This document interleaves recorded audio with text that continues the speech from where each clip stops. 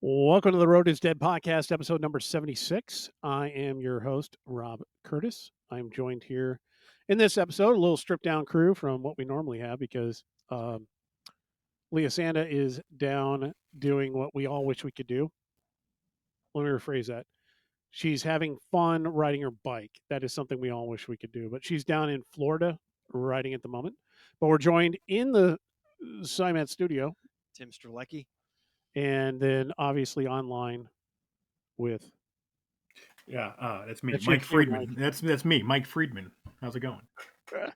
This is for those of you that are listening on the audio version. We're actually trying to do this in the video method as well too, because we're going to start this up as a video podcast as well. You need to look for it on YouTube when we eventually do that. But we're playing around with it. This is the first time recording with this software, with all this equipment. We've made tons of changes, so I apologize if our normal stellar composition of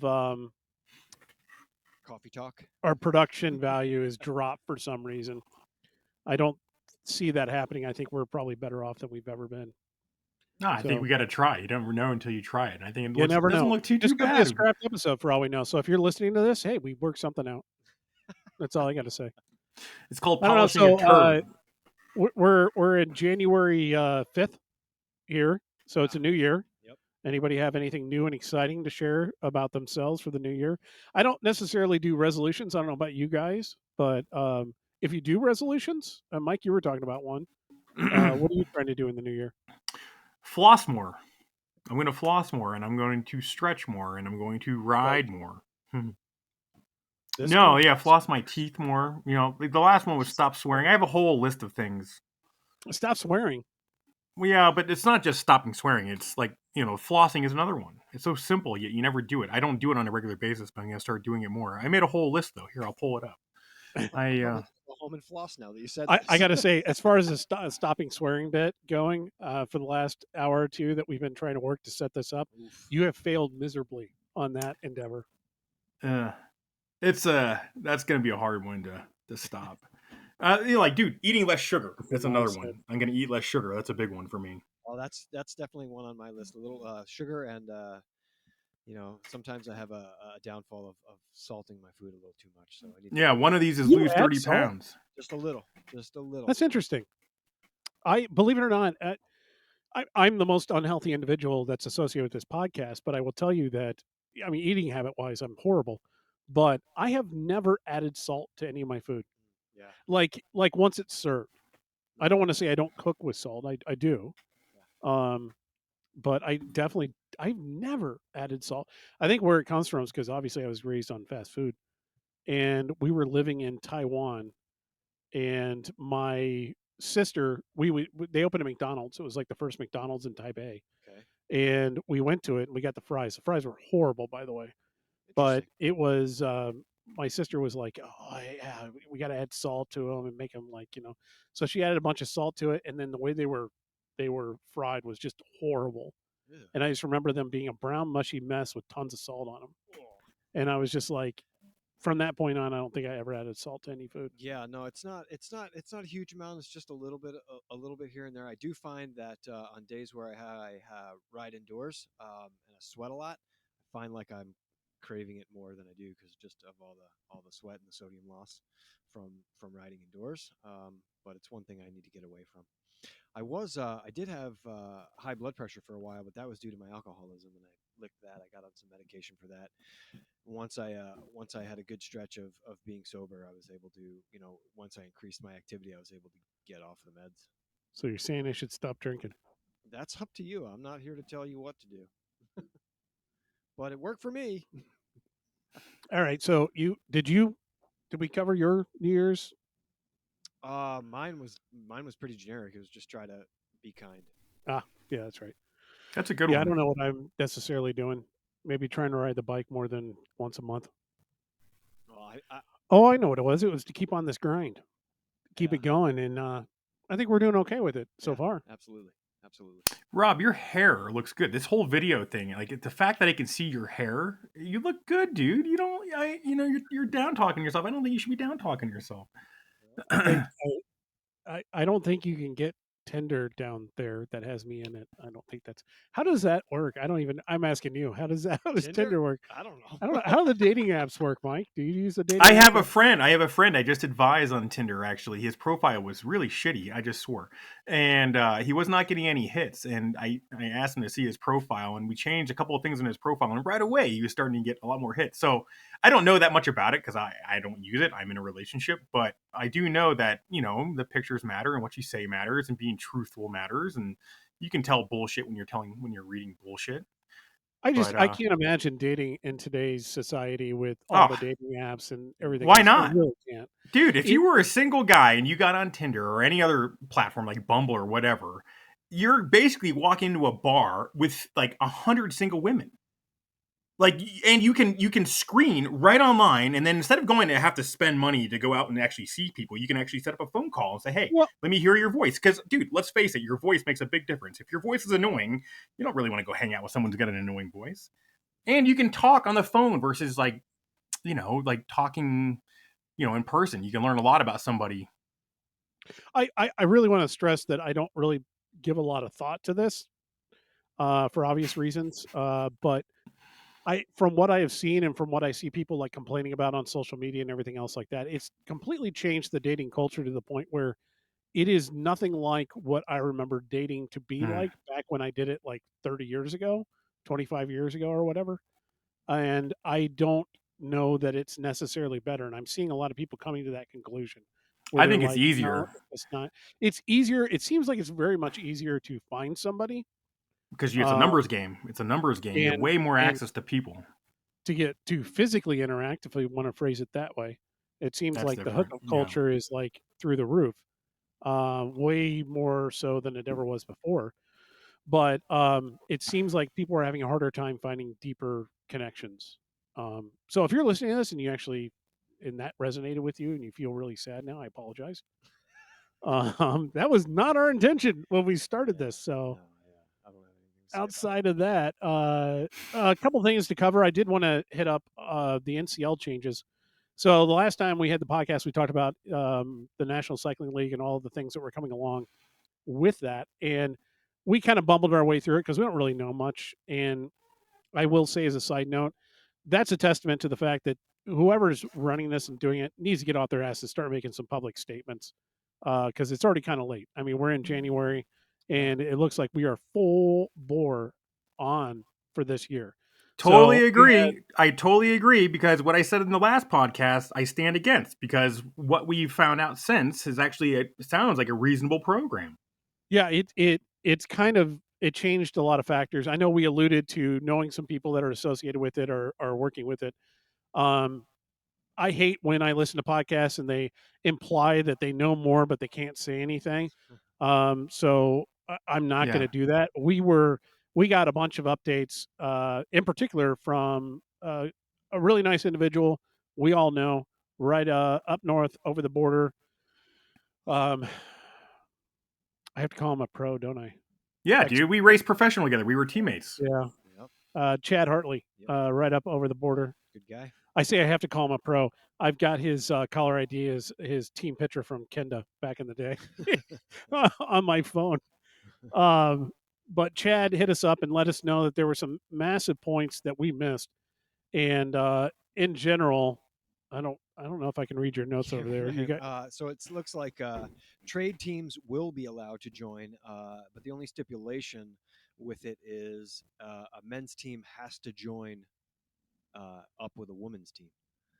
Um, so and it doesn't necessarily. It made it sound like it doesn't necessarily have to be the same team. yeah, Like if there's a women's trade team yeah, and a men's trade you team, could intermingle and they're riders. completely different organizations, they Yeah, can work together and join as a group and yeah, be a single team with the NCL. yep, yep. And then it looks like once you're selected for an NCL team, that can be your only team for the season. Yeah, If yeah. I understood that correctly. So like your NCL team is your team. So Yeah, if you're on the Miami, yeah. Like no trades. what was it, Miami Miami Knights. Yeah, Knights, yeah. and Denver Disruptors or Correct. whatever, that is your team in all races Yep. throughout the entire season. Yeah, there's no mid-season trading or anything Yeah. like that, as I understand it. It's not like baseball where you can trade. I'm midway still through. confused on the whole platform. I mean, Well, it's I actually the more I'm so well, let me get through the rest of this bit. There's the NCL teams are the only teams for the riders for the year. They are doing all these teams are doing Redlands, Joe Martin, ACC, whatever, like a normal schedule. And there's a note here: they pay stupidly well. So, which is, to be honest with you, the best news I've heard about the whole thing. Um, so scrolling down, I don't want to hit everything he sent me, but he did include a schedule, and on this schedule, without going into too many details and throwing him under the bus if he doesn't want that, um, there is an NCL team camp early in the spring. Then there's an event, looks like in March, one of the NCL races, one in May, one in August, and one in September. That seems to be tentative, but then all the other major events of the year that we normally expect are there. Dear God, even Intelligentsia Cup. I'm so sorry. No, I mean, I think it's pretty good that there are incorporating races that already are scheduled outside of the NCL within the spectrum of it all. Yeah, I mean, to your point, Mike, I think it's actually a better setup. It sounds like there's in essence no change to anything. So teams as we know them are um, are still going to exist. The races are still going to exist. They just added trade teams in essence with higher salaries or good salaries. it is Don't good that they're necessarily have to paying. hire. It is Yeah, very good that they're paying. And then yeah, they have these 4 events, which are a different format.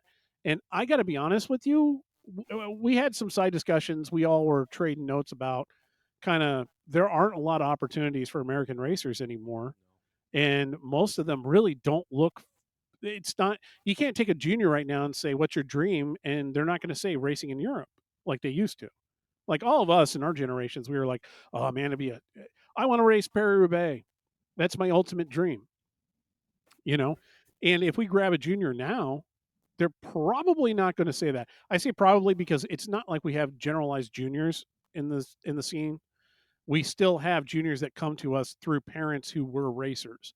So some of that preconceived notion of what an ultimate race is probably been passed down to them. So some of them may say, "Yeah, I really want to race Paris Roubaix," but I think in general, if you ask what are good younger racers right now, it's not necessarily on their plan to go and try to get a ride in Europe. Only because the obstacle of getting a ride in Europe seems immensely difficult. mhm. I know, Mike, your point, you were like, yeah, even the U.S. teams over there aren't really U.S. teams anymore. It seems kind of lame. Mm. And I got to agree. I don't think there are. We have it's strange because the team 7-Eleven went over and broke a lot of ground and made it quote unquote acceptable to have Americans in the European peloton. And we surfed this wave of really good activity and interaction for a lot of years. We had the Voldemort era, which kind of killed off everything, the Lance era. And then the American teams that we still have over there, they seem like they're really closed off to Americans coming over. There are definitely Americans over on those teams. I don't Yeah, want to say that yeah. they're not, but it doesn't seem like there's nearly the kind of opportunities that there were. It's almost like we're at the lowest point we have been since the 7-Eleven era. I don't know. Is that a fair assessment? Well, especially domestically. I mean, the whole Lance era boosted cycling, and then took down cycling, and even during that time frame, it really wasn't as bad as it is now. As far as the European teams, we kind of touched on this in one of the podcasts previous, but a lot of those teams don't necessarily hire American riders. One, I mean, there are teams that have American riders, but the depth of the pool of American riders is not It's as very deep as shallow. it yeah, it's not as deep as it used to be. And it's kind of been dwindling for a number of years. And that's a direct result of a number of things. One, racing. Two, what is the infrastructure? You only have a few teams that, high level riders that are up and coming in the sport really get to race on. I mean, like what are the under 23 teams that these guys ride for? You have Hot Tubes, you Right. had Lux, you had what are You the other had Lux. teams? Lux is gone now. They're gone now. Yeah. Yeah. So, you know, So what's the infrastructure that allows the development of a rider to go from a junior level rider to an elite level rider? There's definitely a window that is missing. And how do they learn the ropes without, simply going to Europe and racing for a team there, let alone getting over there and even being competitive? Yeah, it's just not happening. Yeah. There's no program. It's not What's the there anymore. I just don't think it's there anymore. I think the seeing the Lux program die off is really depressing. But at the same time, I got to be honest. I had heard of Lux. I'd seen them at races here and there, but I really didn't know anything about the program until I read all the press releases when they shut down. To be And then it was like, fair, I holy didn't crap! race. I didn't race for any of those teams. I didn't race for the. And I barely. I did the USA cycling thing for a little bit. I raced for Mike Frazie's Sports Resort back in the day. I mean, I raced my ass off on my own, and then eventually got on smaller trade teams that just kept racing. But that racing was way better. Racing from Pittsburgh is where I grew up. We had races all over the East Coast. We had races in Chicago, so you could travel on the weekends, and go race a number of different races, within your backyard, Well, with a 12-hour here's backyard. here's a question for you, Mike. Off of your direct experience, you got an opportunity to go over into Europe. You were on Tiakref here in the U.S. And that team basically it morphed, changed trade names, but that's what eventually became Garmin, Chipotle, all that. Um, EF. It's now EF. yeah, now EF. Um, if that team had not have gone, I don't know how I'm trying to think of how to phrase this. Did you get your opportunity to race in Europe because you just happened to be on that team at the time and that team went to Europe? Or was it if that team, if Tiakref had just stayed in the US and remained a domestic trade team, would you have pursued a career in Europe? That's a good question. I don't know. Um, Because I think. I don't know the specifics, and I don't want to necessarily get personal with it. In Hmm, the way of, I remember there was a bit at the time. Brad Huff was on Tiakref, and he didn't go to where? Europe? to Europe, right? Oh no, we were in Europe together. We went over there. We were racing the first time over there together. I Okay, mean, the program. but he chose to stay in domestically then at some point, right? That was for different reasons, and it wasn't on TIA Cruff. It was when he came back and rode for Jelly Belly that he ended up being domestic. I mean, Okay, Brad was definitely fast enough to be in Europe. I mean, there's a lot of different reasons. There's a lot of different.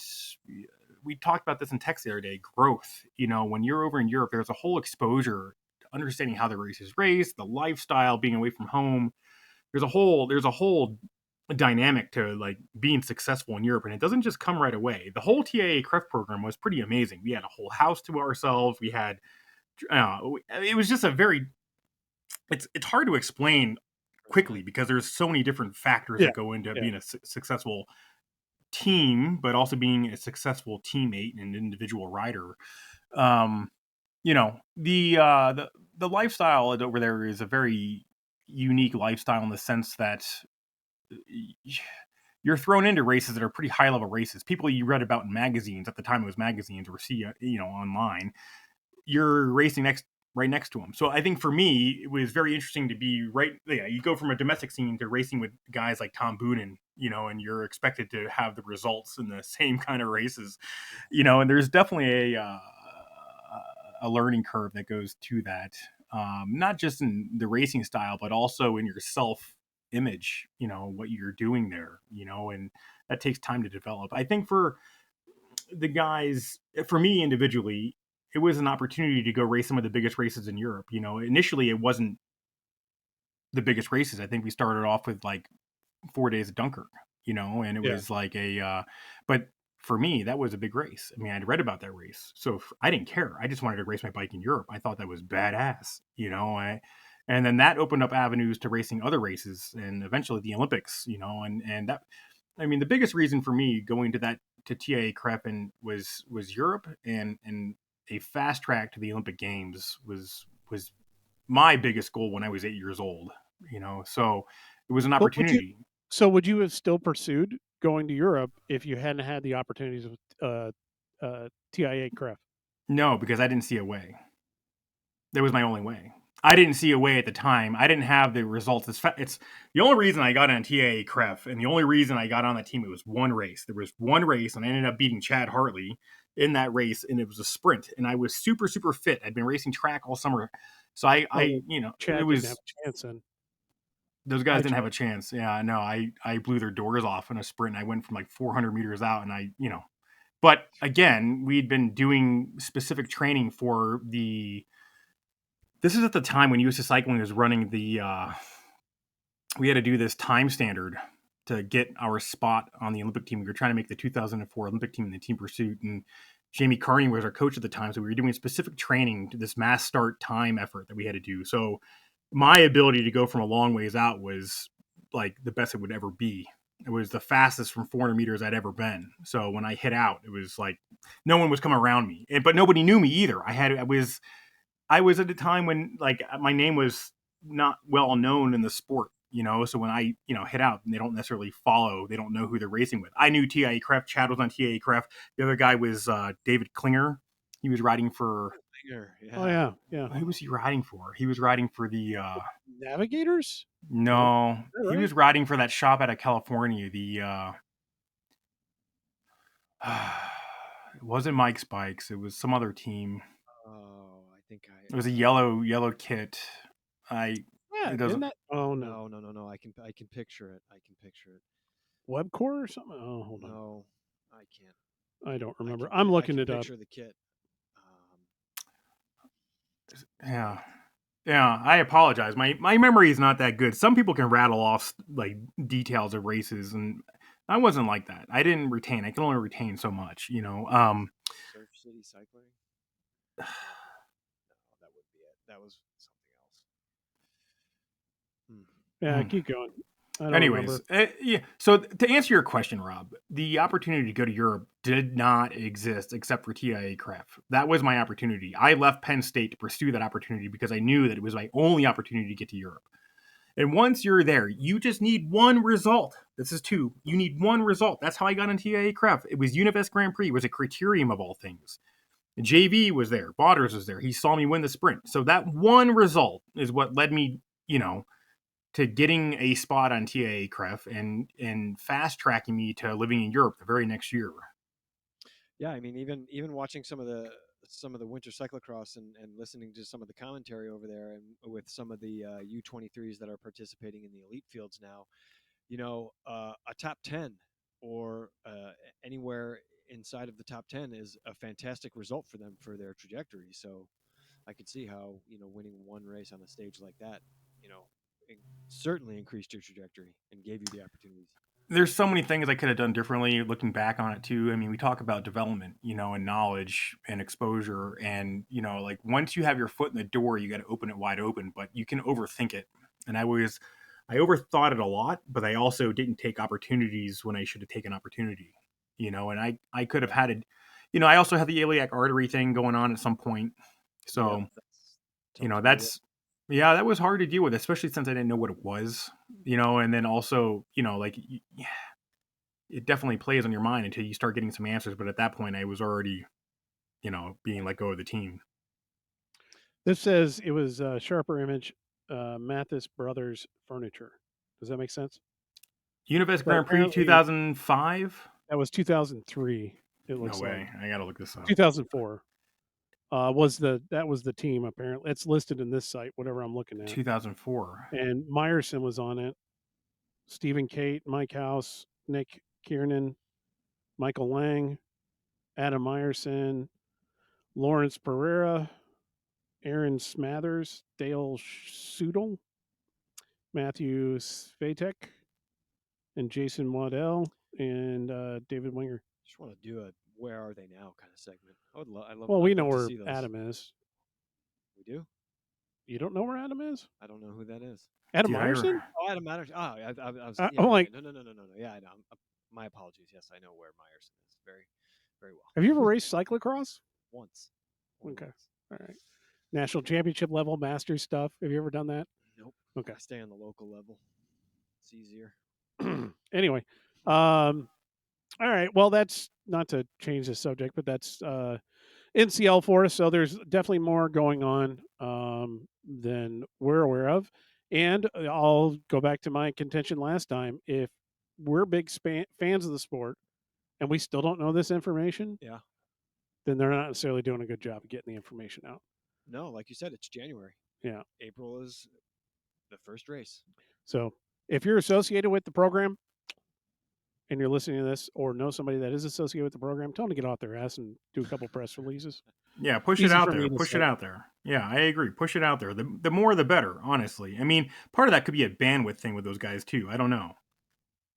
You know, I mean, who knows what they have set But up, you but got to go. Yeah, they got a lot on their plate, but you got to go back to the core fundamentals and basics of any kind of business or venue or venture, and that's that. I The whole think it point also is gives people know about people this. something to be excited about. You know, Yeah. I mean, we want to get more excitement. I mean, you're putting $7.5 million into the program. Well, I mean, this has been my contention about U.S. racing for a long time. Is that there? Okay, you can watch a childhood movie Helen's from the 80s. RPM, Helen's Cycle, dude. That There you was go. it. Helen's Cycle. You can watch a 2005. childhood like 80s movie about somebody who's trying to do something well. Right. Surfing movie, skateboarding, BMX movie, anything like that. And it's going to be like, "Hey kid, you're really good. You know, maybe you should brush up. Show up for the quarterfinals next week at, whatever." And even in movies it's like, if you're doing this thing, this is the competition that you need to be in. Mm-hmm. And if you win it, you'll go and do this, or you'll get this level of prize or something like that. Right. I'm going to say something semi-controversial. We don't have that in the U.S. for cycling. We just don't. We have so many. Everyone has their own little fiefdom, to the point where they have created all these small little, here's our big competition. And then they link a couple together, and that's what ACC, that's NCC, NRS, and what you know what I mean? It's Yeah. like, Yeah. You're none of talking us about the know. acronyms for the program with There's so many freaking programs that that's there the is thing. nothing. You got the And Legion thing. Yeah, I it's can the talk NCL to thing now. I can talk to a junior, let's say, and to my point where I was saying juniors don't necessarily want to go and grow up and be a part of a program in Europe. That's not necessarily their goal anymore. They're not sitting around going, "Oh, I'd love to grow up and race Paris-Roubaix." Um, but they're definitely not saying, I can't wait to grow up and get an opportunity to race the ACC. Oh, You know what I mean? Definitely It's like no one knows what the hell it is. So whoever's been working on all of this, it's great that you've been doing your thing really well. You're not integrating everybody else. And this is like, that's the bigger version. The smaller version that drives me absolutely insane is the track side of it. Every velodrome that we have in the US seems like it has its own complete separate environment and fiefdom and everything. And they just don't work together. And everyone has their own way of doing things. They all think that their ways of doing it are right and that everybody else is wrong. And the net result is we have these just curiosities just thrown in different parts of the country. And it's fine, because let's face it, it's never really going to grow into anything large in this country because we just don't like track racing. But it's just so frustrating for somebody like me, because I feel like it's such a wonderful opportunity to get some cohesiveness. But because it doesn't have broad appeal, everyone is perfectly justified in being a little Napoleonic with their own ideas on how things should be. Does that make any sense? I don't know.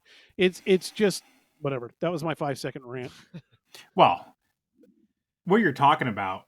So speaking of gravel, Yeah, well, you're talking about the whole development platform, dude. I mean, the country's so big, and you have people come from all different kinds of communities, right? And not everybody knows everything. I mean, dude, riding a pace line, people don't know how to ride a pace line, right? How are you going to go to Europe and ride in a pace line if you can't ride in a pace line here, right? I Or beg know how to ride. I was told I know everything. Yeah, and then you get your ass kicked. So that's the thing. You go from knowing everything, and then you go and find out that there is a lot of people a lot better than you, and you have a lot to learn before you get up to the top, you know? And I mean, that happens in every realm of anything you do, honestly. But For sure. Yeah. I mean, the talent in Europe just seems to be getting younger and younger and younger. Yeah. Younger because and they're younger. racing and they have races Yeah, absolutely. early on. Absolutely, and they're exposed to it from being, children, 5 years old. They're at the races with their parents, watching people who their parents enjoy watching, and they latch onto it, and they get excited about it, and they want to do it, and they understand that, hey, if I do this, there is, where I live, there is a future in this potentially. So they latch onto it, and they start racing, and they love it, and they have results, and it keeps snowballing from there. We were Where talking about that. no, I just said that doesn't happen here. Yeah. We were talking about that like in our messaging back and forth where we were like, I mean, Mike, you were saying riders, American riders, it seems like when they come around to getting like an opportunity or in their growth curve to where they should be doing something, the US side, they're like 25, 26 years old. Dude, this And race, that Unifest Grand Prix, I was 23 years old. Yeah. I was old.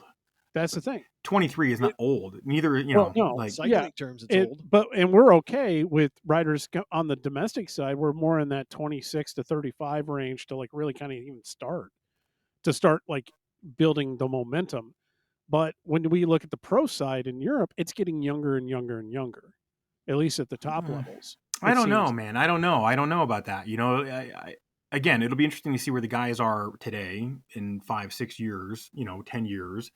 I mean, there are guys, there are a couple of young superstars over there for sure, and it is a younger field overall, Yeah. I'm sure now. Yeah, but that's kind of my point. But yeah, okay. And that changes, from the races that I watch and the commentary that I listen to. They're even saying, the professionals that have been in the peloton for a while, they're even saying how much the racing dynamic has changed. Like, it's full gas from the gun. There's none of this little, like, let's ease into the pace, let's establish the break, let's, sit up for a while, and then let's, race at the end. It's just full gas from the gun, and that's due to the younger talent just being hungry to get results or get on TV or get whatever. But it seems like I said, that the talent pool is just getting younger and younger. all gas, no finesse. That's what happens when you're young. I've heard. Yeah, there's definitely going to be a learning curve for sure, but I don't know. We should come back with some actual ages. I remember the racing being full gas from the gun. Remember though, I don't like any kind of actual factual data in any kind of conversation that we have. I do. would imagine the full gas of your era is different than the full gas of this era. Damn straight. His era was like full gas. Yeah. No, I was after that. Yeah. I was on a team that pioneered the biological passport. No. I'm not saying that. No, I'm not saying that. I was just saying Mike's strong. Well, it would be interesting to see, there's no way you're comparing apples and oranges here. You have two different fruits. I don't know what the speed and power output of the guys today is compared to what we were doing then. It's hard to know without actually being there. I bet if we ask a kid, they could show us some sort of feed with their telemetry and power data. Yeah. I got a couple kids over here. Maybe they can find a feed. I don't know. But I know what you're saying. I get it. It's just something the American cycling is lacking right now as a development program. For sure. But every time when somebody says, okay, we need a development program, and you listen to people talk about it, it's like, you guys really think, we've talked about doing an episode about USA Cycling, and I'm still not against doing that episode. Mm-hmm. But I wanted to point out the hypocrisy of everyone associated with bashing on USA Cycling all the time, because it's just like, when you actually talk to them about what they want, no one knows what they really want, and everyone's got their own idea of what's wrong. Well, even if it's money, I guarantee you, I could sit there, you could walk up, write some theoretical blank check. Yeah. Who are you going to write it to? USA Cycling? Great. What are they going to do with the money? True. Well, they're a nonprofit. It should be visible. And whatever they do, I'm not saying it's going to disappear. I'm just saying you could give them an unspecified amount of money. They could choose how to spend it. And the vast majority of people in this country associated with the sport would just, to no end, constantly be rating them for their choices. They can do no good. It's everything they do is evil and horrible, regardless of what they do. They're actually probably really trying hard. Well, they are. It's a mostly all volunteer organization. There are people that are there that are paid. I'm not going to put them on a pedestal and say that they make great choices all the time. Everybody makes a shitty choice, but it's a volunteer organization, for the most part across this country. And you kind of get what you pay for. But let's say you write, a big check. If anyone steps forward and does anything, there's going to be a throng of people that say that that's the wrong thing. So, I mean, to your point, Mike, earlier you mentioned Jamie Carney. I'd love to have him on. We kind of dropped that a bit. We should contact him and see if he wants to come on and be in this. But he has a lot to say about like junior development and things like that. And usually, whenever any new announcement from USA Cycling comes out about like junior development or USA Cycling's like team program, whatever, usually has a lot to say about it, and it's usually not very kind. Only from the standpoint of I get the impression that he was involved in so many really good development programs that now he's very upset at the current state of things. And it's kind of like that example. Like he could sit there and rattle off probably 100 things that he thinks that we need to do as a country. And yet, if I take somebody else of the same kind of stature and have them rattle it off, they're going to be completely opposite and probably diametrically opposed to the point where if you fund one, you are screwing the other. So I don't know. I just think we're damned if you do, damned if you don't. And I think a lot of this works itself out if people like riding bikes. And right now, they may like riding bikes, but they definitely don't like riding them competitively. And that's your downer for the afternoon. So we're going to move on to gravel. There was a big announcement this week from Unbound. They came out, made an announcement a couple days ago, where they made two major concessions. The first one being they stated that they were going to have a separate start for men and women, and that the competitive people get to, or elite competitive. I don't know. They phrased it somehow, almost like they had a category called elite or something. They called it the elite fields. Oh, there you go. So they're letting the elites leave, start sooner, and everybody else that's racing it are going to be behind them. Yep, it's just like an Ironman. The pros go first, male, then X amount of minutes later, the females go, and then X amount of minutes later, the masses go. In addition to that, they're banning aero bars. Yep. For the elites, which they should just ban it throughout. Something I saw said that they banned them throughout, but then something else I saw said that you're allowed to use them if you're back so far or whatever. But it's almost, and their stated reasoning was, for safety reasons. Yeah. So let me get this straight. Oh, I know where you're going. The principle of gravel, in the spirit of it, is we all compete on the same course together at the same time. Kumbaya, Yep. Let's experience this together. And now more and more and more people are doing it. And I go back to the same contention I keep making. There's a reason why road is the way that road is. It's not like everybody came up with these rules just and said, I want to make this as difficult as possible for anybody that does it. So we're going to make these elitist rules that are going to piss people off because we're all about that. That's what we want to do. That's not how it happened. Those rules ended up there because people got hurt, people got died, things were bad. They have made them better by using those rules, or at least less safety wise. It's supposedly better. So now they're doing this. They basically have taken gravel and they've turned it into road. They've said we have different categories now, and we're going to have different starts for different categories. We don't want the untrained. We want to kick the Cat 5s out. Yeah. We don't want the fast Cat 5s to be involved in the pro race because they're going to fuck it up. There's a huge element of danger there. And then not only that, but let's face facts. Aero bars are stupid in a mass start event. Oh my God, they came to that conclusion. It's almost like USA Cycling and USCF and everybody came to that conclusion in the 80s. Yeah. Well, when I read the article, it seemed like the riders that they had talked to were very supportive of the riddance of the aero bar. No one really was up in arms about I wish I would stay, or or was for them. Everyone seemed to be like in agreement that it was a good call, again, for safety reasons.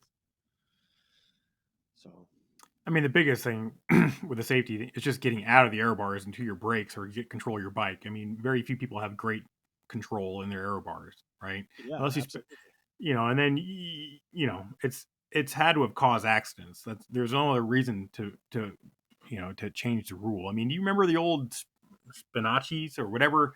What Yeah, are the Scott drop rakes? ins. I used to have Yeah. the Scott rakes. They were awesome, Oh but you yeah. couldn't get Those, out of them fast enough if there was an accident. It's like trying to get your seatbelt on before an accident happens. Yeah. It's never going to happen, right? So it makes a lot of sense to ban the air bars, and it makes a lot of sense to tier the starts too. I mean, you have different calibers of riders. I mean, racing has always been that way. I thought you have the tiered starts. You have categories that go off. I mean, has it been a mass start in gravel the whole time? No, yeah. I don't Yeah, think Yeah. It it's been a has. mass start. the Yeah. whole time. They have had. They then went to like waves, but the delineation of who gets into what wave was pretty open. I know at least at Barry you could sell seed. Yeah, yeah, that was this will be my first edition of that, and when I registered for it, it was like seed yourself, and Yeah. you could have anywhere from sub 3 hours to 6 hours, whatever So your you, race that was going doesn't to make be. any sense. So if you have a bad seating position, Okay. you, Okay. You say it doesn't make any sense, and it doesn't make any sense to you because if everyone just gets to start together, to you it doesn't seem like a race, does it? no, it's completely unfair. It doesn't. You're not in the right category. How is it fair racing? I don't understand. Does it just get weeded out? The strong riders go up the road Well, in front, and then it gets everyone separated out. everyone has the same chance, right? And everyone's on the same course, and it's all about the spirited togetherness. I guess I never And really realized that. I never yeah, it's really. stupid. It's pretty stupid, at least as far as competition goes. As far as having an event that people go and do and enjoy and experience, That's like then who starting a cares? Cat 5 and a cat in a pro race at the Oh, same. One 100%. hundred It doesn't make percent. Yes. any sense. It doesn't. It's not. It's And almost like we then have categorizations and different, start times exactly for that purpose. Yeah, yeah, so that's why you Mind blowing. had 500 people on a start line at Unbound and all those photos is because it's yeah. seated. Yeah. So if you're a super strong cat 3 rider and all of a sudden you can hang with the pro race and you can sit in the draft, you're getting sucked along without having to do any real work, right? Other than have to hold the wheel. And that's how the races are being won in those Yes. different categories. Yeah. That's Yeah. insane. Yeah. It makes Not a only lot more that, sense but to. the stronger are the quote unquote weaker riders that are going to win in their category or division of scoring have used stronger riders to pace them as well Hmm. too because everybody starts at the same time. Yeah. Yeah. Yeah. There Well, was you're sitting in the draft, right? Yep. But or having a carrot to chase, or a line to follow. I mean, if you're following a better rider through, you know, uh, any number of part of the course, you're going to be able. It's just not a fair. It's not a fair race. And right. you guys can check me on this, but this was something I used to always say to everybody all the time. And it was what my way of explaining to like newer racers or people that were not necessarily as familiar with it to say, hey, we used to say, I've talked about it on here. We used to say that like Monsters of Midway is an extremely dangerous race. Everybody just goes, it's very dangerous, really dangerous. It's because there's nothing interesting on it. It's a very flat, simple course with only 4 corners on it. And people always go, I don't understand. Why is it so dangerous? And my thing was always those races that weren't technically challenging or didn't have any kind of issue in it are extremely unsafe because any rider who is in even well over their heads can stay in the mix until it gets dangerous. And it's the same kind of thing with this, to your point, a cat 3 can line up and as long as they have the gas to jump on the draft, next thing you know, they're in the mix when things get crazy. And you know as well as I do, when things get crazy and you're already in over your head, you're the oxygen depleted brain makes bad It's choices. dangerous, dude. It's dangerous. It's dangerous. Yeah, And it's also so unfair for all the people that are, spending a boatload of money to fly into wherever and have to do these mass start races. I mean, if it's the essence of gravel, I don't understand that part of it. I Yeah, didn't and realize that they were a mass start event like that. I mean, it's like a Grand Fondo. and to some of these essentially, people, yeah. this is their whole season. I mean, it can screw their whole season. Yeah, And and it's like the these are people dangerousness that of it is a big thing. I mean, you can be crashed out because someone can't see straight, yes, right? So it Yeah, just well, in a lot of these events, there's kind of like a soft, there would be like a soft rollout where it's maybe 5, 10, maybe more miles of pavement, and the pace is kind of tranquil. And then when the first gravel section is approaching, the pace gets turned up, and then once the field hits, you're in a wall of dust, and it's danger central. And if you've got unskilled riders in the mix on in the aero front bars. on arrow bars in the front of the field, that is a guaranteed recipe for disaster. And apparently they had some wrecks last year. Yeah. They had some massive wrecks that took out certain people. I don't know who the people are and who all was impacted by it or affected by it, but it was bad enough. And there were enough complaints apparently that they decided to consider it. And they have made the choice that for the safety of the elite riders, I'm sorry, I just love saying that in combination with gravel event. In consideration of the safety for elite riders, they need to be in a class by themselves. So, Well, fuck the why? spirit of gravel. But it's not even just the spirit of gravel; it's the spirit of keeping people safe and keeping racing fair. I mean, gravel has boomed in the last 10 years, Yeah, I right? mean, gravel's boomed, Yeah. and the whole point of gravel though was all the kids that thought that road was too elitist, had too many rules, was too stodgy and whatever. They're like, we're going to go do our own thing with the big hippie vibe of no rules. It's about the journey. It's about the experience. We're all out there together, trying to conquer this course and huge experience. And it's even all the people that they interviewed, all the racers they interviewed about this, basically said the same thing. Yeah, well, that was cute and all, but now it's really competitive. Yeah. Yep. And when it gets competitive, things have to change. And this goes back to what I said before, where when you take gravel and you want it to grow and you want it to be competitive and call it a race, then competitive people are going to show up. And when competitive people show up, all the people that were all about the spirit of it and everything else, they're just going to fade out because let's face it, they went to gravel because they couldn't hack it in the other disciplines. And now they have competitive people showing up, Yeah. and you're going to have rules because not everybody's going to share your same thoughts about how to move forward with it. There was always quote unquote an agreement to where if there was guys, middle stage towards the later stages of the race, that they would, gentlemen's agreement, stop at the aid stations, do their pit, regather, fight it out from there. But then things started to pick up and guys got fitter, got stronger, got faster. Different riders started to come into the field that figured out like, hey, if I carry enough stuff, I don't have to stop.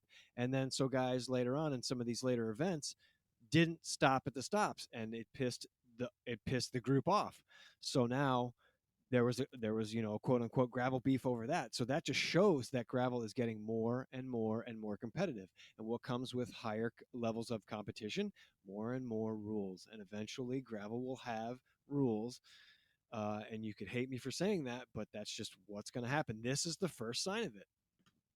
Yeah, there's no doubt it's going to have more and more rules, Especially if the UCI gets its claws on it. especially when going back to the point I hate making, but I've made multiple times, especially when people start dying. When these events end up putting people in positions and situations where they are hit, struck, or because of something was too dangerous, they end up dying. Well, And it's going to happen. some of these courses are probably way above riders' abilities, physical Yeah. abilities to handle a bicycle. And You would hope lucky. not in that field, because it's a different race being in that field, Yeah, I don't know. like a road race, like a road Yeah. race on shitty roads. Yeah, that's. I mean, us. for all the people who started the gravel scene, they should be, there is an element of pride in the fact that they pioneered a whole side of the sport that did not exist before, So much so right? they have a Hall of Fame. They do. Which is rad, right? I mean, gravel racing did not exist. It wasn't that long ago that you didn't have a gravel bike. You'd be racing on a road bike, and you could still race on a road bike. A lot of these gravel races, I mean, it's a mix, right? You have some that have quite a bit of gravel and some you can race on a road tire. Mm-hmm. Yep. What I don't really fully understand is the angst against, former pros coming across to the gravel scene. If you still want to race your bike and you're not on an elite level pro team on the road, gravel is very appealing. I like the idea of racing gravel. I like the idea of going out and suffering for, 200 miles. That sounds appealing to me. I mean, I can see why guys like, Keel Reinen and, Lachlan Morton and Peter Stetna have made that switch over to the gravel scene on a much more regular basis. But I also know that those guys may not be able to handle their bikes as well as the guys of like, Russell Finsterwald or Keegan Swenson or, Yeah. and, Absolutely. there's just because you come from the road scene doesn't necessarily mean you have an advantage on the dirt. You No, might and I have a think big motor, but you may not be able to handle your bike. yeah, and I think a lot of the pure guys that had a career in road had that learning curve. Like they had to spend a lot of time learning how to handle their bikes off road because it's a totally different feel. It's a different feel altogether. It And just goes to show that just right there. It's not just it's technique. It's so much technique, right? It's like yeah, not just about pedaling your bike and going the. This is why a Zwift rider that comes off doing the most watts per kg will never be an elite level road racer until they spend time behind the handlebars racing elite level races. This is why the development program is so important because absolutely.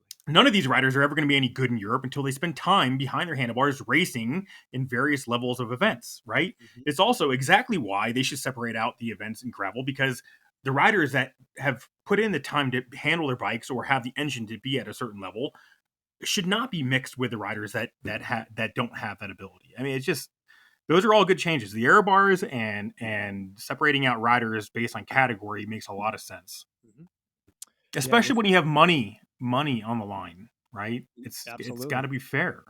Yeah, I mean, through a series of, I think it's, I don't know, is it 6 races? I think it's like 6 races, 3 mountain bike, or at least last year it was 3 mountain bike, 3 gravel, all distances. And I think it's the same this year. And they have, I think the first place prize is 25K. So that's a considerable chunk of change. It's not like you're racing for, you know, $500 and a wheel of cheese. You got to put But you time have to and be invited to that series too, right? Like you have can't. to apply for it. You have to apply. It You has to have be to put in an reviewed, and application for it. And so I've heard that some of that goes off of like your social media platform oh yeah, too, which Yep. is also total fucking bullshit. Yep. I mean, Yep. because you have 50,000 followers on Instagram, you're going to be selected to go race. Like, give me a fucking break, man. this goes back to what we covered a couple I'm weeks back. swearing a Where lot. I gotta stop swearing. Sorry, sorry, I, sorry. I you're think you're doing up well to on your New Year's six. resolution. I think you're up to six now, Mike. But it's I mean, we can talk about the athlete versus the influencer. We covered that in our influencer thing, I but don't want to. it's the same thing. Yeah, but that Ah, we all know that that's not what they're going for. They're not going for the top athlete. They're going for a views, good enough athlete to make it marketing. interesting that Yeah. can also do their marketing for them. Well, I read So something. I was curious about it, and I looked at it. I looked at it last night. The Lifetime Grand Prix series. They have requirements. Like the athlete is required to do either post race hangouts with spectator or other competitors or pre race interviews. They're like that's in the that's agreement. fine. That makes You a have lot of to do. sense. Which, yeah, if you're a contracted rider, in a professional road peloton, you're doing that anyway with press conferences and whatnot. But there are some rules that they have to follow, which I thought was interesting. That makes a lot of sense. I mean, it does look, it does come down to marketing. You are a marketing tool. The only reason you're on any cycling team is as a marketing engine for your sponsors, period. Right. Yeah, Right? but I mean, traditionally though, you would have in a traditional sense, you would seek out the best athlete. yeah, And you the one that wouldn't. gives you the best opportunity for winning, not necessarily the best athlete, but the one that gives you the best opportunity for winning. And then if they weren't good at the marketing piece, you would teach them. Yeah, but not Somebody everybody has that creative mindset to and like the whole algorithm thing and the whole social media thing, it's a pain in the ass to well, okay, understand, so you know? on your teams, the teams that you're on, how did they handle the marketing bit? Were you guys in charge of doing it? Well, no, Yeah. we had social media training. We had media training, but this is also before I was there before Instagram. I mean, Instagram really didn't start taking off until after I retired. Instagram and there was Facebook prior to that, but Twitter, I guess. But like, I mean, it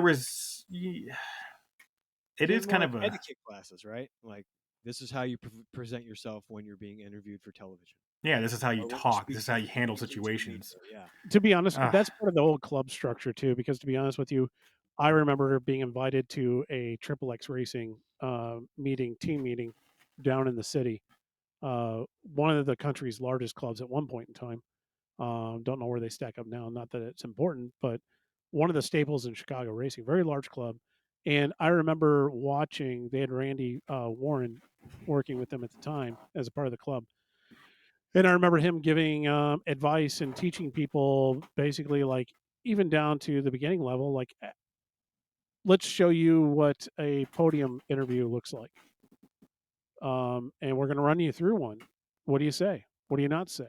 You know, what makes It a good does take bodybuilder? practice. It does take practice. But the It's not problem natural.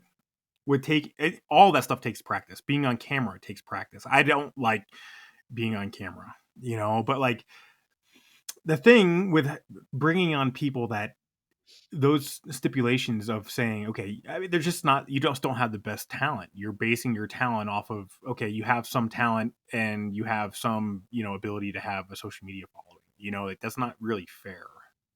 It's just, Agreed. it's just And that, also, Agreed. yeah, that's been the contention. Yeah. I think we all agree in that, but it is what today is. it's You know, annoying. Yeah. Yeah. I mean, we make stars out of people not with talent, but people that know how to. I don't know if it's not Self without market talent. Well, themselves. yeah, but because that's a talent. I don't want to cut that off at the knees and say that that has no value or worth. Apparently, it has value and worth nowadays. Well, It's because just it's that we're eyeballs for marketing, yeah, right? I and we're mean, but old what is that and marketing actually getting them? Are they we off selling a our lawn. product? I don't know. Who knows? When it comes to influencing and all the other stuff, yeah, you're selling exposure. What are they influencing? What is Lifetime influencing? What are they actually influencing? They're not selling any more spots to the races. They're not Lifestyle selling it. choices. Gym They have memberships. investments in gym memberships and lifestyle and all sorts of endeavors throughout the healthy lifestyle community. I'd love to see And those numbers. I that's interesting. Yeah. I'd love to see the result of that marketing component. Like, oh, we have so many Right. people seeing our stuff. Yeah. How has that been a direct result to Are what you they're selling? saying And that in a few years, Lifetime is no longer going to be the biggest sponsor in the whole gravel thing? That they're going to walk away from it because they don't see a return? Eventually. Because that would sound like I, it's I, really come full circle. Then it would truly be road cycling. I don't know without. There's no way to know without actually seeing numbers, right? I Well, mean, yeah. Yeah. Yeah. they have. I mean, what they have done with buying up all the different races is actually not a bad plan. But what are they actually promoting? And I don't know. This is like the NCL thing, the other podcast. I kind of shoot myself in the foot a little bit without knowing the actual details. It's difficult to know what their model actually is 5 years from now, right? What is their game plan? But the thing is Yeah. what are they selling with all those views? They're selling whatever the Lifetime brand is attached to. Could be gym memberships. It could be cycling. It could be whatever. They're selling the Lifetime brand or promoting the Lifetime brand. I think Outside should buy Lifetime, Don't they already own enough stuff? or Lifetime should buy Outside. Whatever. That way, everything can be one entity. We can hate it all completely. Oh I don't yeah. want to hate any of it. I don't want to hate any of it. I want to support it all. I just don't know how to do that. I don't, Yeah, Well, like if you that's can true. it's like you understand it. said, you have all these different things, right? Yeah. That are tied into the same thing of cycling or whatever, health. But like how do you support all of that? It's like Yeah. it's too many What's the goal? things. Yeah. What's Right. the goal? What can a junior go? I can't wait until I get the opportunity to go to this and do this. And it's what I want to do. It's a goal of mine, and it will achieve something, and that something will mean something to anyone else that's in the cycling sphere. On the flip side, here I am, an enthusiast, whatever. Here's $50. I want to support something. What am I supporting? It just we just don't have the structure for any of that. And it's so everyone's like, well, but I've got a better way of doing it. Well, I got a better way of doing it. I got a better way of doing it. And we end up in the situation where here we are once again. No one knows anything. We don't know the details. We don't know what's important.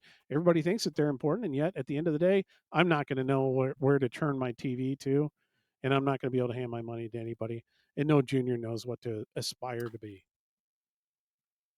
Or what races to participate in. You just kind of pick one, and if you're good at it, you just keep going. It's a positive feedback loop. Yeah. Yeah. Juniors are just going, I want to be a gravel racer. So the thing is, you have the NICA programs, these amazing junior programs Yes. that are Yes. putting Absolutely. out lots and lots of riders. It's not just NICA. There is all kinds of different programs out there pushing development, junior development. Okay, and But I true said to there's point, even the NICA programs, I'm starting to hear that a lot of those are starting to go south. Really? yeah, where are they going to go after that? What do you do with it? It's a lifestyle thing. Yeah. Okay, you can ride your bike for a lifestyle, but what do you do with all these skills you've developed over the last 10 years of racing your bike and high school and collegiate level racing? It's a problem. Get a job in the real world. Well, and Dude, we it's talked just about, if you go to college and you go to college and try to race through college and you go to a college that has a cycling program, you're doing it as ends justify the means kind of thing. It's like it's a way to get a discount on your education. Extracurricular activity. Yeah, You exactly. know, You're not you're you're getting a not doing discount it. on your Yeah. education, a little bit of a scholarship, and you're getting an opportunity to do something you enjoy anyway, hanging out with people that you do kind of like. Yep. But I mean, the number, I could be grossly off here, but the number of people that come out, I mean, I know it's a surprise. The number of people that come out of those programs that then turn into like a big career in cycling, I don't see it, you know? Most of them just graduate, time to go to work, you know? Yeah. Well, Not that it's like that's a bad thing, but that's not, I'm saying that's not necessarily obviously working as a development path for us. No. I don't know. it is. So, It honestly is depressing. Everything we've talked about in terms of the state of the sport is a little bit depressing today, and that that's is kind why of you sad. tune into this, is Yeah. to be depressed No, it's just, or not. the name of the podcast is Road is Dead, and we obviously support cycling, but there is a problem with the way we are carrying out the sport of cycling on a number of different levels, and We're looking it's for not that. ideas, folks. We're Yeah, the looking thing for is, ideas. there's a lot of people that are very highly interested in the sport and want to see it succeed, and they're all over the country, right? But like that's why it's you have $7.5 million going into this program. What is the business model? And honestly, like how do you it's like it needs an endowment fund so we can continue funding all these different programs. How do you take a sum of money and make that money work for you so you can actually help a lot more people? It'd be nice if you had 7.5 million to dump into a junior development program. But what would I, be the return? I mean, Seven because at point the five end of million the day, dollars is not that much money. I mean, it goes you're by, still but forcing kids to do something that their buddies don't think is cool. Kids probably, if they get in a development program, get burnt out too Yeah, quick. yeah. I grew up with a lot of those guys. I had no friends in high school. I was shaving my legs and wearing spandex and being called gay all the fucking time. I had no friends That's not a because I good story. chose to, exactly, because I chose a path. I sat by myself at lunch. Like it was not. It was a path that I knew that I was on, but it was a positive feedback loop that I got outside of school. It wasn't in school that I got it. That's changed a lot since then. But I had a positive feedback loop from the adults that I was riding with outside of school and the group rides that I was doing, and being told that I was a good bike rider. I should pursue this, and made me feel good. And it didn't matter at a certain point that I had no Were, friends. were these creepy old masters men that Yeah, you were riding with that were telling yeah. you, hey, you're really good at this? Honestly, Let me you'll give you some laugh. advice. But that's the thing, dude. You'll laugh at this, but like even my own mom at the time had a misunderstanding of what it meant, because like when my parents are getting divorced, she thought I was going down the wrong path, hanging out with all these guys, wearing spandex, and she didn't understand what I was doing. My dad understood. But I totally it's get it, yeah. man. My mom gave me the side eye, and it was during that era too. It was like, "Ooh, what? You're really going to wear that? Yeah, You're and you're really gonna going to go and shave your do this stuff? legs, like, and You yeah, want it to wear was. pink? You got a picture of a guy wearing pink up on your wall. It's kind of weird, you know. Yeah, it's Yay to the old homophobic '80s. yeah, exactly. So I mean, it still exists, dude. I mean, you get on the road and people are like, "Oh, you faggot!" Yeah, fuck you, dude. You out of shape, motherfucker. And now we Fuck had to you. formally have a warning on the Ding, ding, episode. ding. Reach that 8 second. Some viewers may have Ah, specific dang language, it. but Sorry. this, Okay. See, this is exactly why this stupid podcast, and it's not stupid, but this is exactly what it's made me realize that I have to stop here's swearing your because I license. sound stupid. It makes you sound stupid. I sound stupid. No, you don't. You No, don't you don't. sound No, you stupid. sound. You know what you sound? You sound passionate. Yes, And that's what we're which all here about. I'll take any We're day. passionate cyclists talking about the state of cycling in all different forms. This just means that Andrew, my son, now has a job when we get done with this, figuring out how to beep stuff, here and there. Yeah. It's pretty easy to do. I had the same kind of walk through high school that Mike had. I was, heavily involved in BMX. I did my own thing. Nobody in my school was really Yeah, but into it. BMX was cool. Road was Yeah, not. but it's still this. I mean, I guess. I mean, I've said I used to get made fun of. I remember in 8th grade, still to this day, the bully in front of me in class looking down at my leg, and then in the middle of class going, "Dude, you shave your legs. I can tell you've got hair you missed around your ankle." Yeah. Yep. And it was like, oh, that was life changing. The social atmosphere in the school, it like literally Yeah. doesn't matter. And it was another lesson when I actually started getting good at it. And then like the social atmosphere that changed from that Yeah. is people Then are people weird, see you man. as You an got to American just hero, yeah, you whereas just got to until then turn you're some people on. weird Right. outcast. That was what it was in that era, is that we latched onto it because we were outcasts at that point. I mean, we made the decision to do this. People saw us doing it and decided that we were weird, we were different, and they made us outcasts. And because of that, it's almost like we're romantically nostalgic about it. It's like, well, I had to go through so much just to be a part of the sport and love it. And everybody should have the same experience as me. You too should be a social outcast so that you'll love this sport. I don't know. Something's fundamentally wrong with that. But I think we're going down the right path with this whole NCL thing, making it a ball sports, yay team, everybody We'll together. see. So, We'll see. We'll see. We'll see. I'm all supportive of anything that push. I'm supportive of the lifetime thing. I'm supportive of the NCL thing. I'm supportive if Legion's going to put on more races, anything that's going to put on more races, I'm supportive of. Exactly. So Exactly. Bring racing to America in any form. I totally agree. All right, moving on to a side note in the news this week, last week, whatever, was that Jumbo Visma is as a team is switching over to SRAM, Yes. and that could be seen as a very good move for SRAM. I would say, obviously, they're one of the best teams out there. So to have them change from Shimano over to SRAM, that's a coup. That's a bit of a good move on their part, at least as far as marketing is concerned. But Yeah. you know, it's not like they have gone without fault. No, not in the past. I know. I would have loved to be a fly on the wall when Jumbo dumped the news to Wout and said, "Hey, you're going to run SRAM next year," and Lowe would have loved to seen his reaction, because I know he's probably lost some races due to some faulty SRAM stuff, but early edition SRAM stuff, not stuff that exists now. But it. Well, but okay, but he came out and said it's well within the realm of possibility that I could lose a race Or because he could I forgot what how he to said. shift, Yeah, misshift. He could misshift. yeah, which is that'll a very change. political way of saying I don't want to be on SRAM. I'm disappointed that I'm changing to SRAM. I don't want to be on SRAM. I'm obviously reading into that. He never said that. No, That's those were my not his direct interpretation. words. But they don't. Not only did they switch, group sets, they switched pedals. So they went from Shimano to Look, and they also swapped shoes. So they went from Shimano to Nimble, as I understand. And those are all the touch points a rider has with his bike, and Yeah.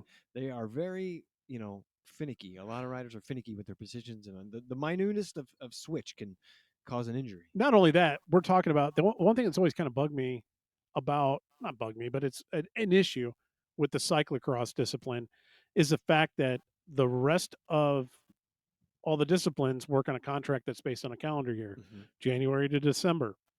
And so you new year, new team, new Yep. gear, Yep. new equipment, new that.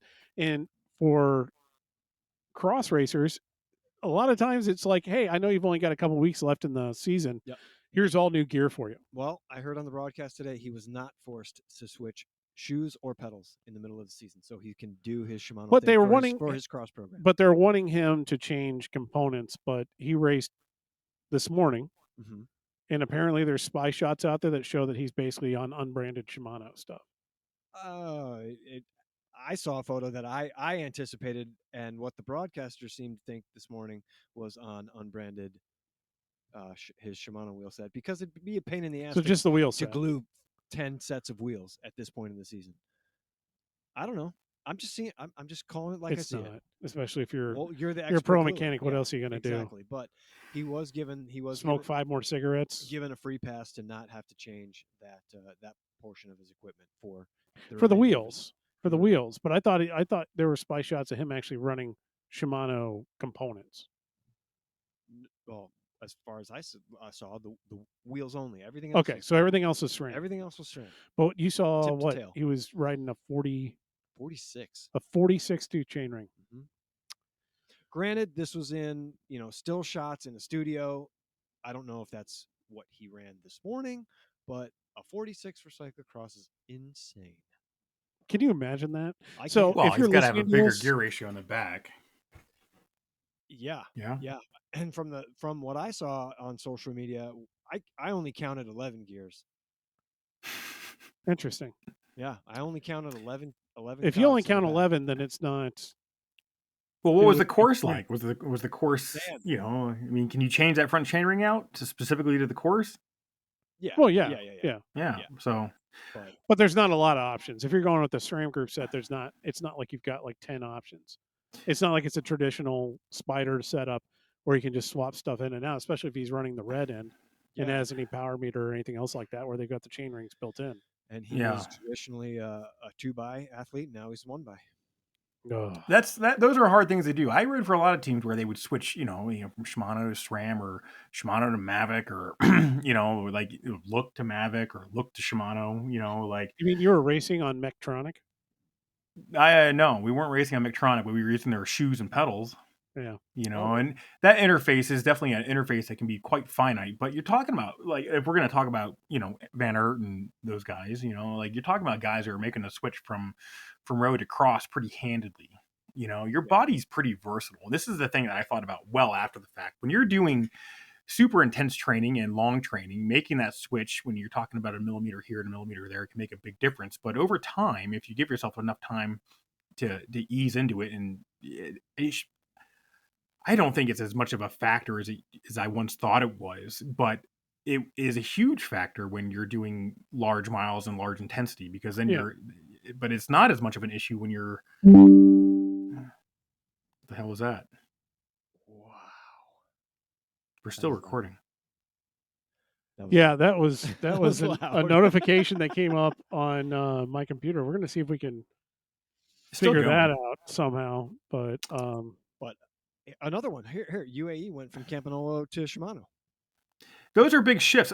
So the shifting, from Shimano to SRAM or SRAM to Campy, like there's Well, feels definitely, when you're racing at a high level like Van Aert is doing, and all you're doing is focus on trying to, how your stuff rides. You're so used to doing that same thing over and over and over. It's subconscious, yeah. right? So making that shift over to Shimano or the SRAM rather can be a big difference. I'm sure it came down to money, Oh sponsorship yeah. dollars. Absolutely. I would agree. I would agree.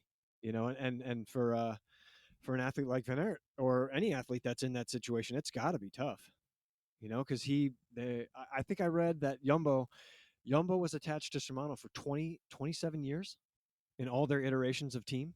wow, Yeah, and now I don't know if it's a money talks kind of a deal, but regardless, it's always a money you talks gotta. kind of a deal. What I read, they swapped over their service corps swapped over 180 bikes. Wow. That's the other thing. Yeah, when you switch, is like the mechanics get the brunt end of the deal. Yeah, could you imagine that workload?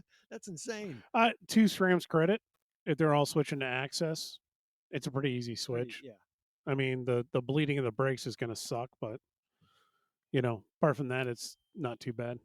yeah. I mean, just from a rider perspective, having to get used to brake modulation because SRAM feels different than Shimano, and you're braking that could throw a lot off depending There's on. also, there's a quality thing. Like I remember being super annoyed by that, having to switch and trying to get used to different shoes. That was very hard, and Yeah. you also have the faith in, like, one product versus another product, and that's, ultimately why you're running different equipment at different Well, races that are and unbranded. on shoes, they used to let on. It was my understanding back in the day, maybe 15 years, 20 years ago, that at least on the pro side, for the most part, if you were a certain level of a rider, you could still continue to ride at least on the contact points with what you wanted to ride with. You just had to black them out or wear booties or whatever. Yeah, yeah, You could get away with it. I mean, certain situations changed over time depending on what you were doing, because you didn't want to wear booties necessarily when it was 110 degrees outside. Yeah. yeah, Um, But you know, I mean, I I saw people that would like just tape over them, like black tape, whatever, gaffer's tape.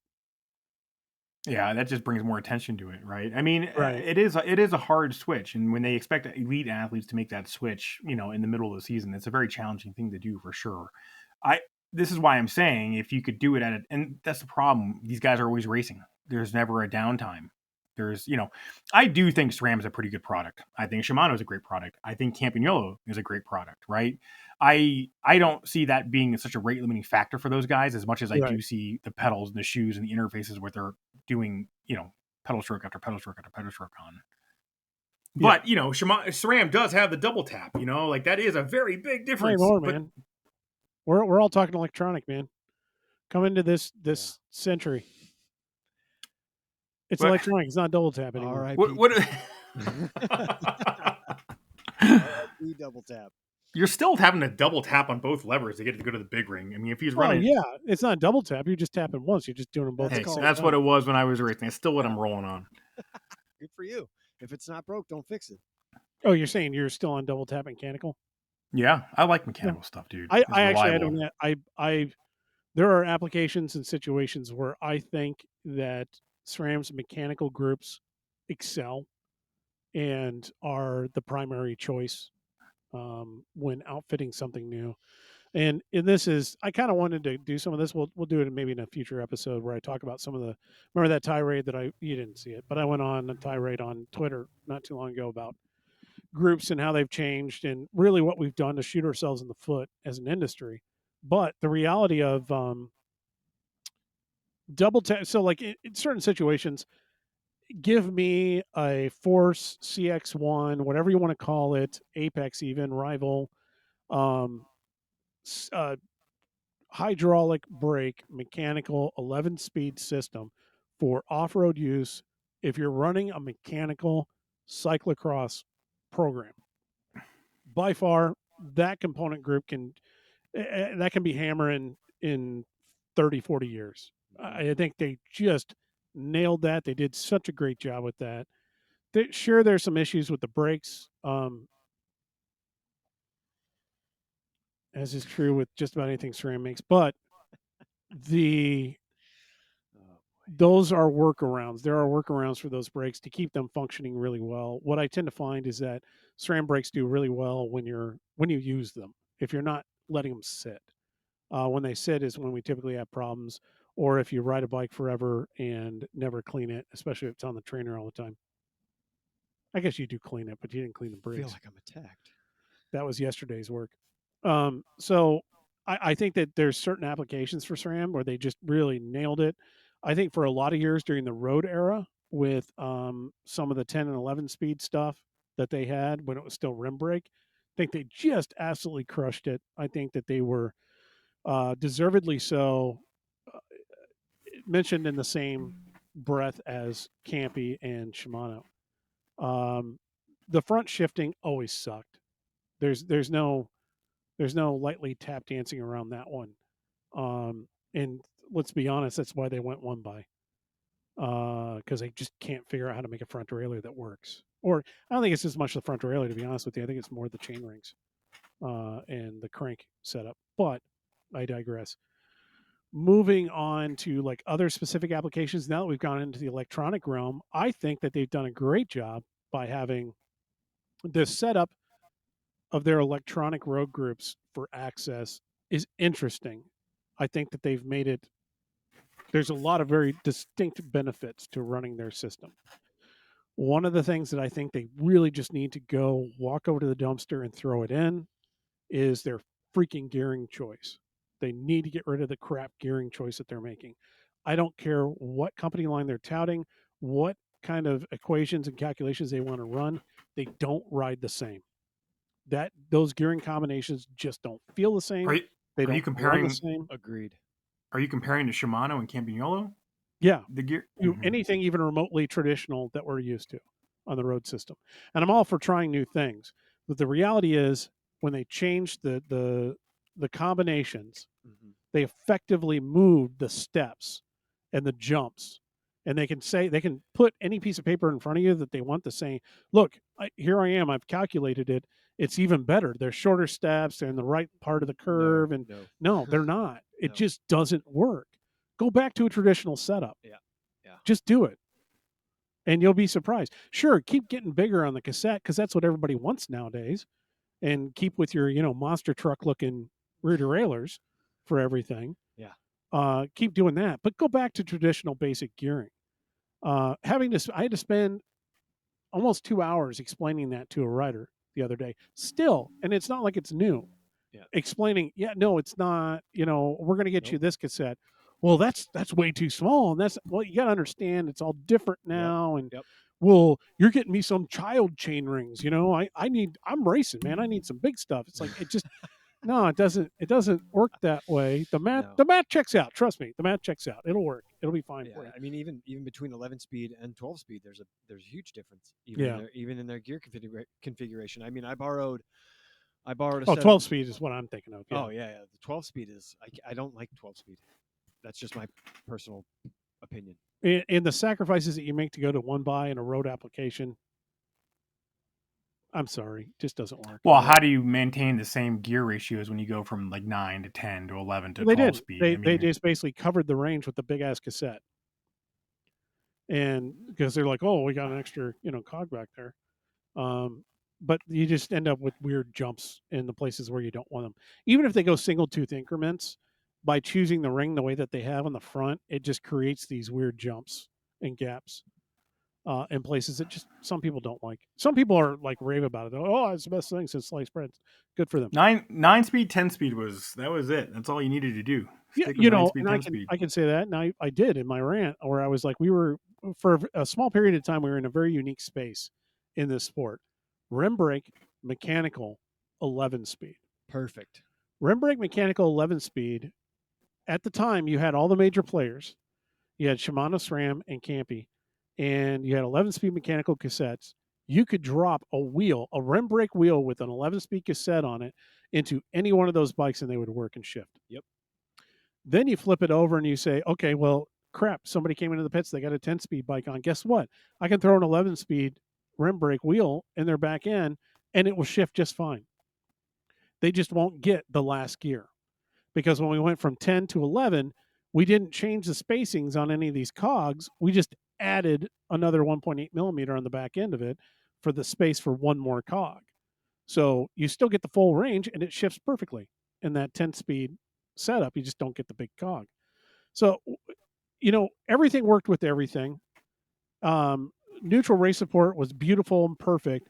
And then all these idiots trying to make everything just unique to them so that people will buy their groups instead of being able to, standardize something. When we were in that era, you were able to choose components based on their worth, on their actual value. Mm-hmm. I want this. This works well. I'm going that way. And if you changed your mind, you could change your mind without having to completely gut everything. Yeah. And now with the integration that we have with integrated components on the frames, how brakes work, and all sorts of other stuff, we're going back towards more the mechanical era than we were. We had this weird intermediary where we were doing direct mount brakes and some other stuff. But we're going back more towards some standardization. But the changes are so big, it's become what the industry wanted, where it's like, okay, I'm done with this. I have to chuck the whole bike, get a whole new bike with new components on it, ride it for a couple months, realize I don't like this. What are my options? Basically, chuck the bike and get a new one.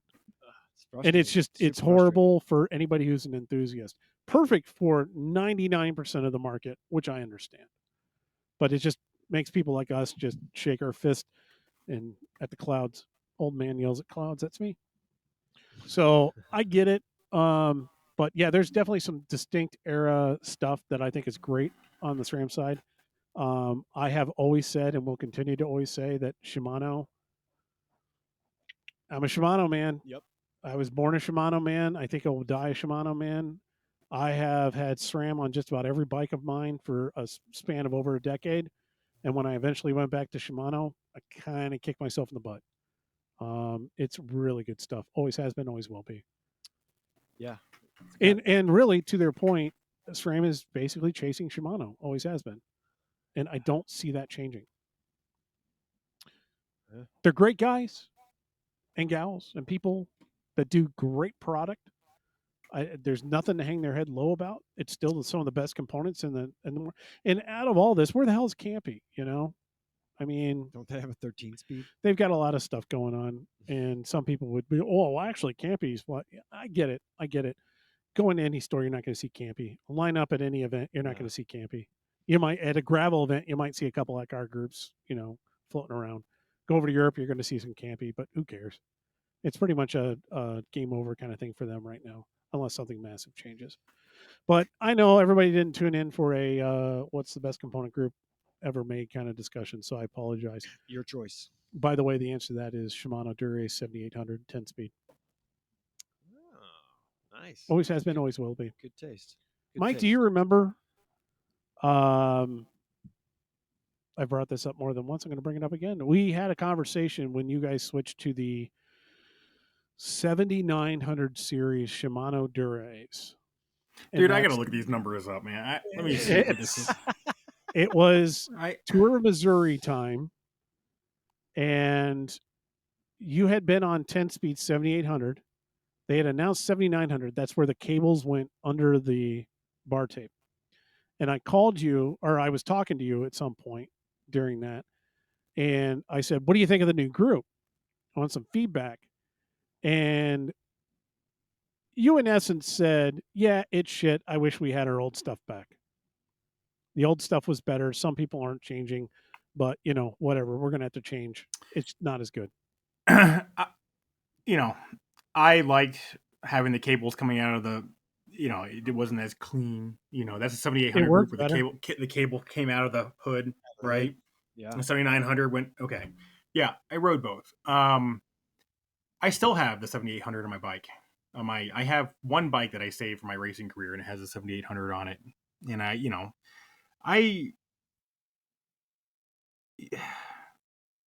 it was all pretty good, man. Like when I look back on and think about it, Shimano to SRAM to 7800, 7900, 9-speed, 10-speed, 11-speed. I don't even think I rode 11-speed. I just had to go fast. At some point you just learn how to use it and tweak it, and my job was only to go as fast as I could. Yeah. That was your job. My job is to sit there and think about this kind of crap. I liked having the cables come out because I could have something to hold on to and I'd get down to the tuck, but then you can get onto the hoods too and ride the hoods, so I'm sure the marginal gains kind of people would sit here and throw up a bunch of calculations on a whiteboard telling us how horrible those external cables were. But the reality is, it made shifting. Really well. The lines were smoother. You didn't have these giant kinks going around, and the shifting was smoother because the lines were smoother. It was easier to work on. Like it worked those are beautifully. It was smooth. It was like butter.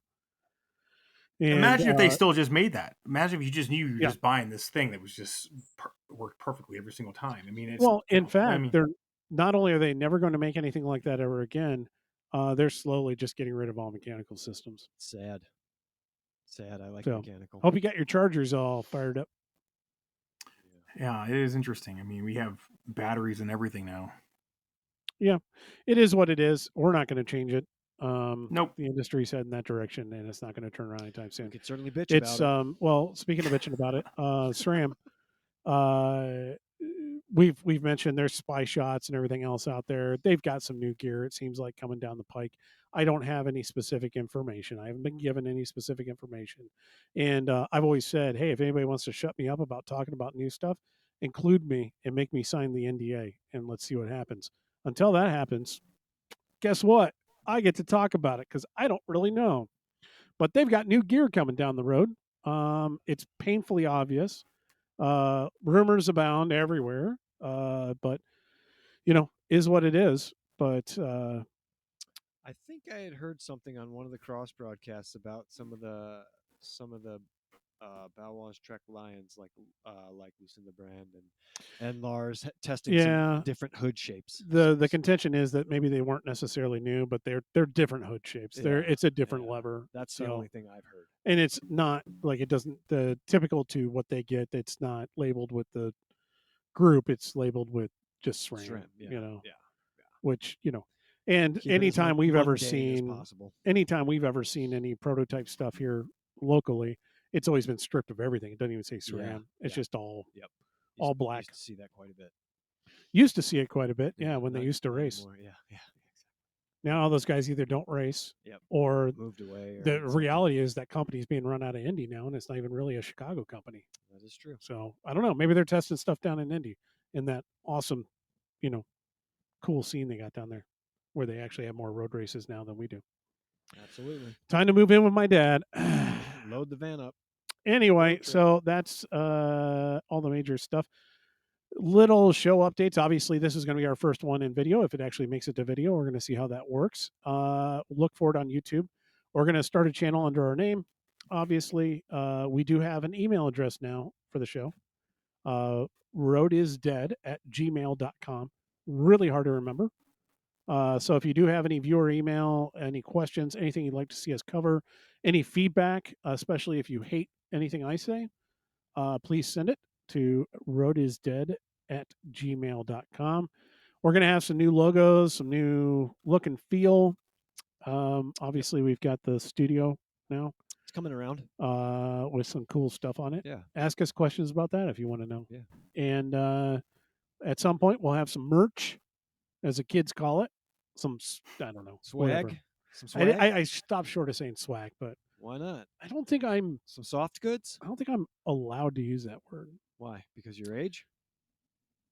No, We're my the same general age. uncoolness, I think, is the reason why I can't Hey, use you that need to word. talk yourself up. I want you to Sure. go home and have a conversation with yourself in the I'm mirror. not too worried about it. So look for that to come, but we'll be out there. So give us a like, give us a follow, give us a review, a shout out to those of you that did leave reviews this last week after we asked the last time. We did see it. We know what's happening. So share us wherever you can, subscribe, leave reviews. Apart from that, thank you for listening and enjoy the ride. See you later.